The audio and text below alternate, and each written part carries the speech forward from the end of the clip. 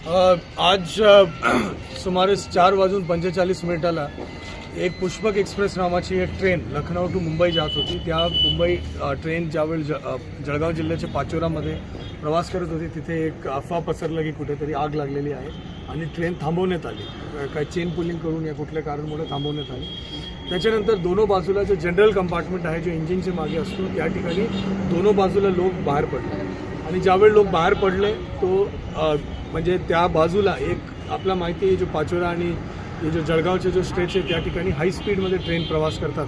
तो त्या बाजूला ज्यावेळी ट्रेन मधून लोक बाहेर पडले तो काही म्हणजे जो ट्रॅकवर म्हणजे काही जण होते आणि त्या ठिकाणी ही घटना अपघातात्मक अत्यंत अपघातात्मक दुःखद घटना घडली। याच्यामध्ये जो मृत्यू आहे आणि ते इंजर्ड आहे त्यांच्याशी संपर्क साधण्यात आलेला आहे। 11 लोकांची मृत्यू आतापर्यंत झालेली आहे त्याची प्राथमिक माहिती आहे। त्याच्याशिवाय 4 लोक गंभीर जखमी आहेत त्यांच्या औषधोपचार जळगावला चालू आहे।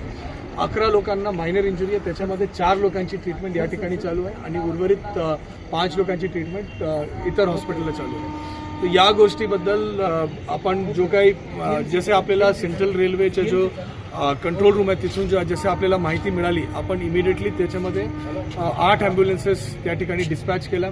त्याच्याशिवाय अग्निशमनचं वाहन असेल, गॅस कटर्स असेल, पाणी पिण्याच्या पाण्याची सुविधा असेल, या सगळ्या गोष्टी आपण इमिडिएटली त्या ठिकाणी डिस्पॅच केल्या। या डिस्पॅच झाल्यानंतर आपण प्रयत्न केला की कुठल्याही परिस्थितीमध्ये म्हणजे सगळे जो इंजर्ड आहे त्याला बेस्ट ट्रीटमेंट जो गोल्डन आवर आपण म्हणतो ते बेस्ट ट्रीटमेंट त्याला मिळायला पाहिजे।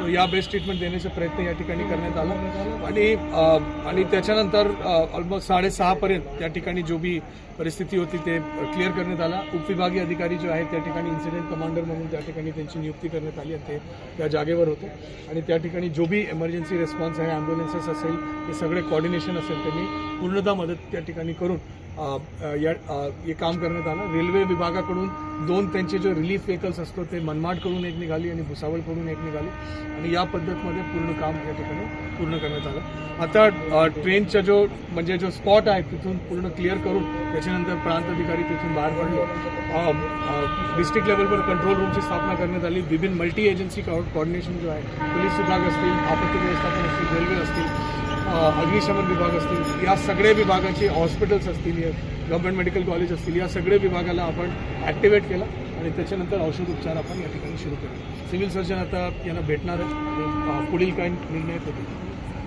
Thank you sir.